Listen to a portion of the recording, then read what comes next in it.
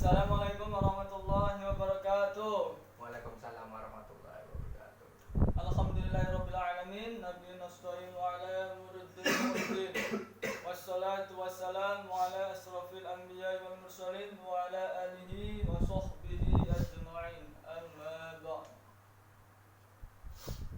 Sebelum Bapak mulai pembelajaran pada hari ini, untuk mendapat barokah dari Allah Subhanahu wa taala, ada baiknya kita mengucapkan lafaz basmalah. Bismillahirrahmanirrahim. Ini siapa yang tidak hadir untuk MTS Hadir semua Pak. kelas 7 kelas C ini ya kan? Ya, hadir Hadir semua. semua ya. Alhamdulillahirabbil alamin.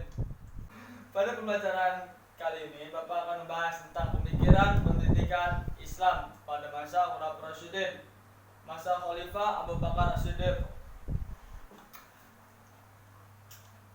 Jadi Abu Bakar As-Siddiq ini menjabat dari 632 sampai 634 Masehi. Jabatannya begitu lama Abu Bakar As-Siddiq. Kepemimpinan Abu Bakar As-Siddiq, sudah ada yang tahu belum Abu Bakar As-Siddiq ini lebih detailnya tahu nggak gimana? Enggak Pak. Hanya tahu Abu Bakar As-Siddiq gitu ya. Ya. Abu Bakar As-Siddiq ini tahunya khalifah gitu. Oke. Bapak akan menjelaskan ya kepemimpinan Abu Bakar As-Siddiq. Abu Bakar As-Siddiq merupakan sahabat Rasulullah Shallallahu Alaihi Wasallam yang lahir pada tahun 573 Masehi. Nah, ayah beliau bernama Abu Khufah, atau yang disebut Utsman, yang berasal dari kaum Quraisy. Nah, sedangkan ibunya bernama Ummu Al-Khair Salamah, ibunya Abu Bakar As-Siddiq. Abu Bakar diberi gelar As-Siddiq karena amat segera membenarkan Rasulullah SAW dalam berbagai macam peristiwa. Ya. Nah, jadi As-Siddiq itu gelar, nama aslinya Abu Bakar, tapi ditambahkan As-Siddiq itu gelar karena beliau Abu Bakar As-Siddiq ini sangat percaya kepada Nabi Muhammad, sangat yakin gitu dari berbagai macam peristiwa, terutama peristiwa Isra wal Mi'raj. Nah, Abu Bakar merupakan orang yang pertama masuk Islam. Tuh, jika agama ini mulai didakwahkan, baginya tidaklah sulit untuk mempercayai ajaran yang dibawa oleh Rasulullah SAW. Dikarenakan sejak kecil beliau telah mengenal keagungan Nabi Muhammad SAW. Setelah beliau Abu Bakar masuk Islam, dia tidak segan untuk menumbuhkan segenap jiwa dan harta bendanya untuk Islam. Masya Allah, berarti kan Abu Bakar ini. Pada saat Abu Bakar diangkat sebagai khalifah menggantikan kedudukan Rasulullah SAW, beliau berpidato, isinya kurang lebih sebagai berikut. Bapak bacakan ya pidato Khalifah Abu Bakar As-Siddiq. Wahai manusia, sungguh aku telah memangku jabatan yang kamu percayakan. Padahal aku bukan orang-orang yang terbaik di antara kamu. Apabila aku melaksanakan tugasku dengan baik, bantulah aku, dan jika aku berbuat salah, luruskanlah aku. Kebenaran adalah suatu kepercayaan, dan kedustaan adalah suatu pengkhianatan. Orang yang lemah di antara kamu adalah orang yang kuat bagiku sampai aku memenuhi hak-haknya. Dan orang kuat di antara kamu adalah lemah bagiku hingga aku mengambil haknya. Insyaallah, janganlah salah seorang dari kamu meninggalkan jihad. Sesungguhnya kaum yang tidak memenuhi panggilan jihad, maka Allah akan menimpahkan atas mereka suatu kehinaan. Astagfirullah. Jadi orang yang tidak memenuhi panggilan jihad, Allah itu menimpahkan pada orang tersebut suatu kehinaan. Ya, ada orang mengajak jihad, berperang, membela agama Allah, ikut untuk mahasiswa, untuk kelas Ngikut CS ya. kelas C ini, Ya Pak.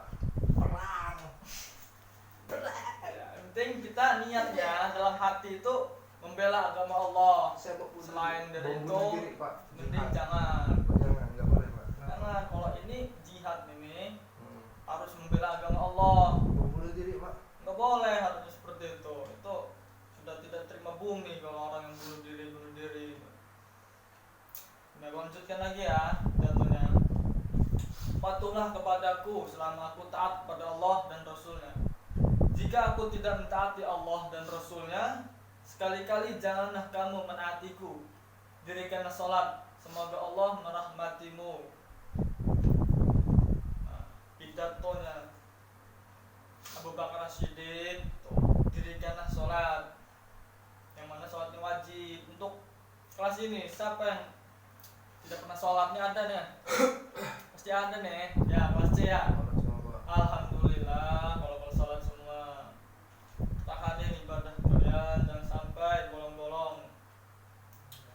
Selanjutnya kondisi masyarakat saat Khalifah Abu Bakar As-Siddiq menjabat. Nah, kondisi masyarakatnya seperti ini. Masa awal Khalifah Abu Bakar diguncang pemberontakan oleh orang-orang murtad. Nauzubillah min dzalik.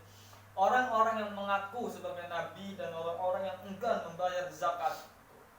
Berdasarkan hal ini, Abu Bakar memusatkan perhatiannya untuk memerangi para pemberontak yang dapat mengacaukan keamanan dan mempengaruhi orang-orang Islam awam untuk menyimpang dari ajaran Islam.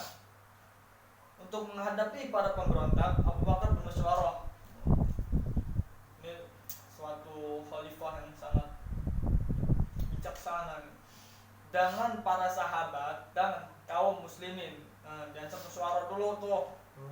Masyarakat itu diajak musyawarah.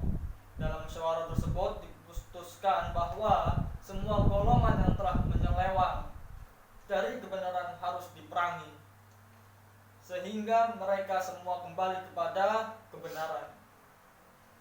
Diajak musyawarah masyarakatnya pada masa Khalifah Abu Bakar As-Siddiq, enggak langsung ambil keputusan. Abu Bakar As-Siddiq ini orangnya sangat bijaksana lah menurut Bapak. Diajak musyawarah, gimana nih? Diputuskan bahwa orang-orang yang telah menyeleweng dari kebenaran harus diperangi. Tuh. Abu Bakar mengirim pasukan untuk menumpas para pemberontak di Yamanah. Dalam penumpasan ini banyak umat Islam yang gugur, yang terdiri dari sahabat dekat Rasulullah SAW dan para hafiz Al-Quran. Oleh karena itu, Umar bin Khattab menyarankan kepada Abu Bakar untuk mengumpulkan ayat-ayat Al-Quran.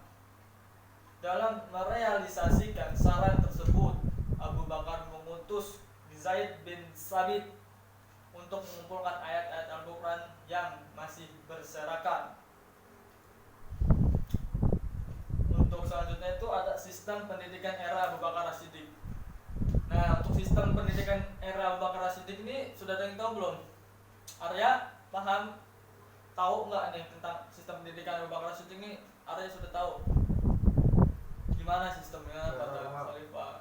Belum tahu. Belum tahu? Oke. Bapak akan jelaskan ya. Tolong perhatikan ya.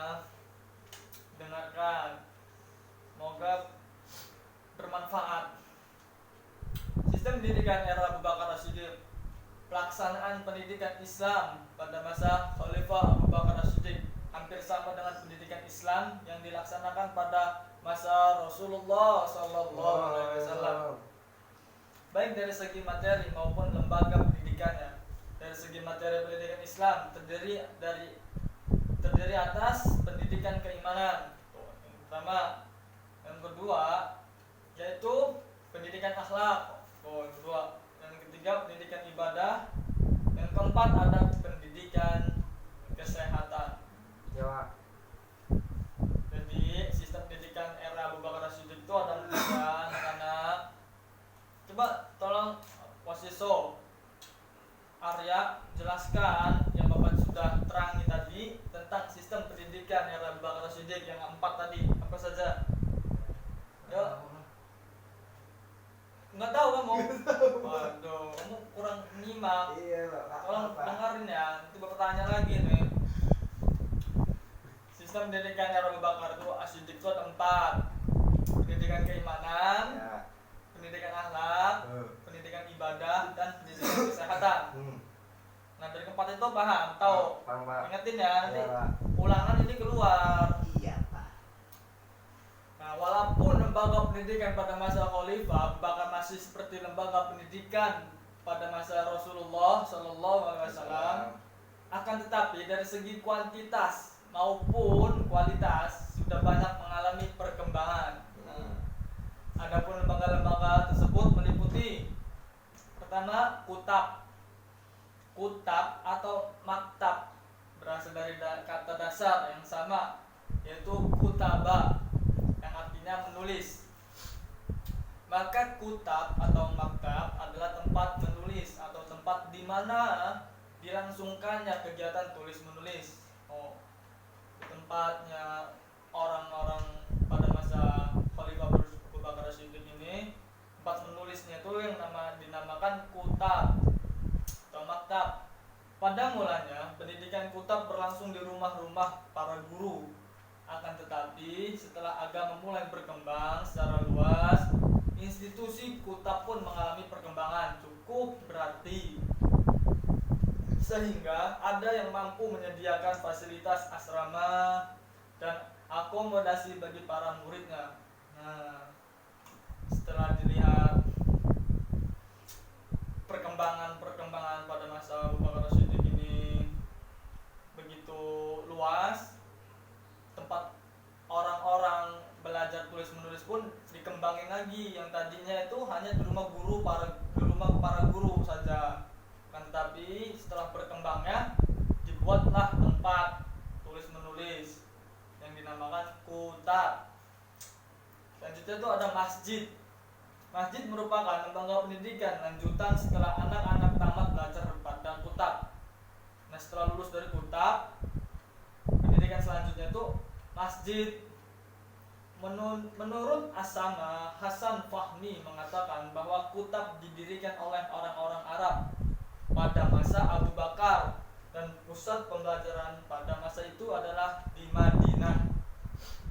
Sedangkan yang bertindak sebagai para pendidik adalah para sahabat Rasul terdekat. Rasul yang terdekat. Metode yang digunakan pada masa Abu Bakar yaitu membaca dan menulis. 2. Menghafal Al-Quran. 3. Mempelajari pokok-pokok ajaran Islam dengan praktik seperti cara wudhu, sholat, dan sebagainya. Nah, jadi ada metode yang didirikan oleh Abu Bakar As-Siddiq. Itu ada 3 metodenya. Tolong jelaskan ya, apa saja itu metode yang sudah Bapak jelaskan tadi. Tolong sebutkan lagi area. Yang pertama metode apa? Aduh, area ini gimana? Ya. Area ini kurang menyimak nih, tolong area disimak ya, diamati. Ini soalnya diulang, Iya, nanti bakal ini ya. keluar. Ini gila loh ini. Nggak denger deh. Area. Kemarinnya ya, Pak. Yang bener ya. Ya, Pak. Nanti ini ulangan keluar nih. Jika masih ada yang kurang paham atau ingin ditanyakan, silakan. Ada yang ingin bertanya, Bapak silakan. Cukup, Pak, cukup. Alhamdulillah, jika sudah cukup, mungkin sudah pada paham. Nanti Bapak akan beri soal ya. Kalian punya grup WA nggak? Kelas ini ada grup WA. Punya. Nah, baik, nanti Bapak kirim soal ujiannya di grup WA mengenai hal yang barusan Bapak jelaskan ini. Ya, Pak. Khalifah Abu Bakar As-Siddiq. Karena tadi sudah Bapak bilang ini bakal keluar. Jadi tolong dipahami yang Bapak jelaskan tadi itu dicerna lagi. Baik, mungkin itu saja yang dapat Bapak sampaikan. Kurang lebihnya Bapak mohon maaf. Kepada Allah saya mohon ampun. Allahul muwaffiq ila aqwamit thoriq. Wassalamualaikum warahmatullahi